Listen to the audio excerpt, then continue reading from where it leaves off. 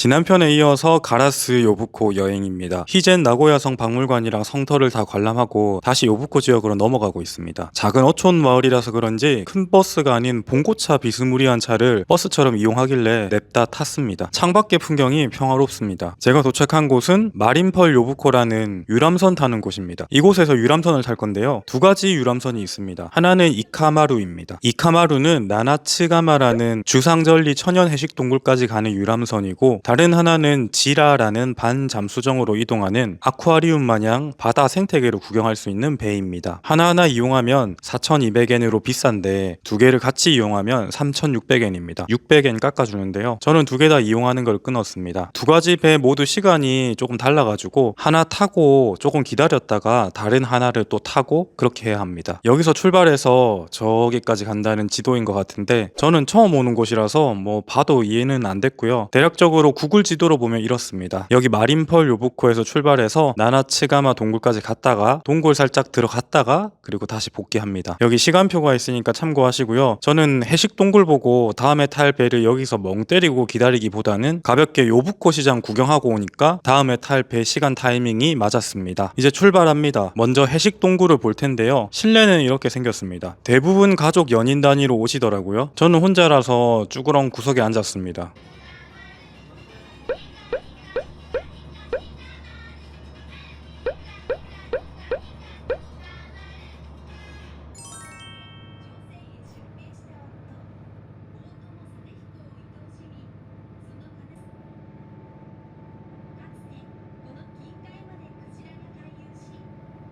배 실내에서 실외로 나가서도 구경을 할 수 있는데요. 실외로 나가면 그 기름 냄새가 조금 많이 나기는 하더라고요. 주상절리 해식동굴은 말 그대로 용암이 급격하게 식어서 기둥 모양으로 생긴 지형입니다. 그래서 주로 현무암이고요. 바다의 파도와 같은 뭐 어떤 여러 가지 원인들에 의해서 침식되고 깎이면서 그런 해식 과정에서 일어난 동굴입니다. 여기에 이제 동굴이 7개나 있다고 해서 나나츠가마입니다. 실제로는 7개보다 조금 더 있다고 하는데 그냥 뭐 7개라고 하겠습니다. 1925년에 일본에서 천연기념물에 지정되었고요. 나나츠가마라는 이름부터가 7개의 가마, 즉 가마솥이라는 의미가 됩니다. 점점 가까워지고 있는 것 같습니다. 이날 날씨가 좋아서 다행입니다. 유람선이 점점 가까워질수록 사람들이 이제 밖에서 구경을 많이 하더라고요. 저기 위에 사람들 보이시나요? 이 동굴을 위쪽 공원에서 내려다보는 방법이 있고, 저같이 이렇게 유람선으로 가는 방법이 있습니다. 저기 위에서 손을 흔들어주고 계시네요.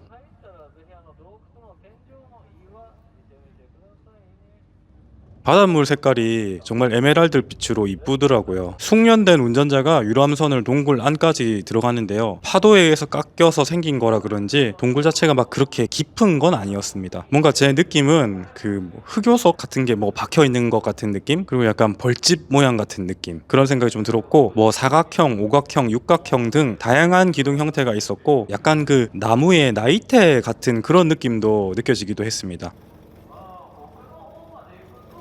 실내로 들어가면 동굴 정면을 좀 더 볼 수 있는데요. 밖에서 보았을 때와 크게 다르지는 않았습니다.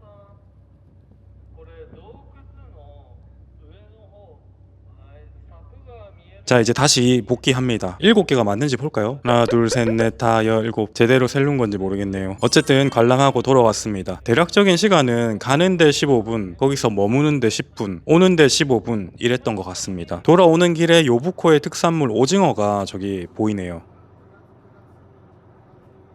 다음 배를 기다리기 전에 요부코 아침 시장이라는 곳에 왔습니다. 선착장 바로 옆에 있어서 가까운데요. 여기는 정오 12시까지 운영합니다. 그래서 시장에 있는 가게들이 일찍 문을 닫는데요. 일본의 3대 아침 시장이니 뭐니 하도 막 포장을 해가지고 살짝 기대를 조금 했는데 너무 평범하고 작고 특별한 게 없는 그런 시장이었습니다. 현지인들에게는 그들의 삶이 녹아있는 의미 있는 공간이겠지만 저한테는 조금 진짜 평범한 느낌이고, 아, 여기에 굳이 올 필요가 있을까 하는 생각도 들었습니다. 막상 가게 문이 다 열린 이른 시간에 왔다고 해도 큰 감흥은 없었을 것 같습니다. 이미 가게 문은 다 닫은 상태라서 그냥 빠르게 쭉 둘러보겠습니다.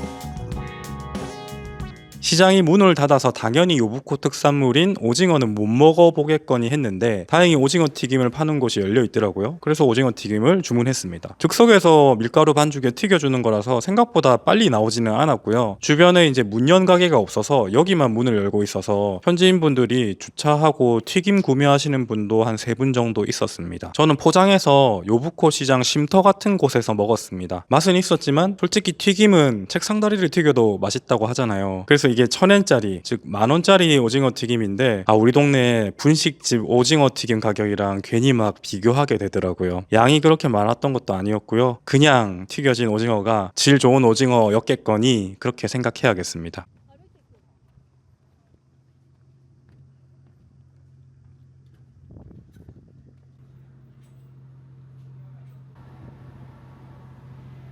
시간이 되어서 다시 배 타러 왔습니다. 이번에는 반잠수함인 지라라는 배를 탑니다. 이렇게 밑으로 들어가면 앉을 수 있는 핑크색 자리가 있고요. 거기 앉아서 바다 생물들을 감상하는 구조입니다. 뭔가 약간 들어갔을 때 그 게임 속으로 들어가는 기분? 오락실 들어가는 기분? 그런 기분이 조금 들었고요. 오락실 아시나요? 지금은 물고기가 안 보이네요. 이제 출발을 했는데요. 바로 물고기들을 볼 수 있는 건 아니고요. 한 15분 정도 배를 타고 어느 장소까지 갑니다. 꽤 이동을 하더라고요. 그래서 보시는 것과 같이 바다 위에 어떤 지점까지 가면 이게 구글 지도상에는 다카시마 섬 앞 지점까지 가더라고요. 여기가 이제 뭐 바다 생물이 많은 곳인가 보죠. 그래서 여기서 배가 이제 정차를 하고요. 고기밥, 고기약 아니면 뭐 유인제 막 그런 것들을 배에서 막 뿌리는 듯한 그런 느낌이 들었습니다. 그래서 이제 고기들이 막 몰려들더라고요. 그런 구조인 것 같아요.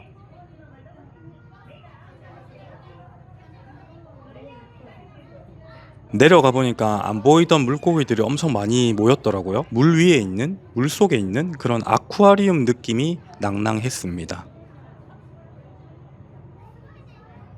제가 동심이 없어서 그런가 막 그렇게 신기하게 느껴지지는 않았고요. 하지만 이제 꼬마 친구들은 참 좋아하더라고요. 같이 온 어른들도 딱히 뭐 그렇게 흥미로워하는 것 같지는 않았습니다. 만약 배를 2가지 중 1가지를 타야겠다고 한다면 가족과 연인이 함께라면 해식 동굴을 보는 게 좋을 것 같고요. 어린 자녀와 함께라면 이 반잠수정을 타는 것이 좋겠습니다. 뭐 시간이 된다 그러면 기왕 여기까지 왔으니까 2개 다 타보셔도 되고요. 물론 좀 비싸긴 하지만요.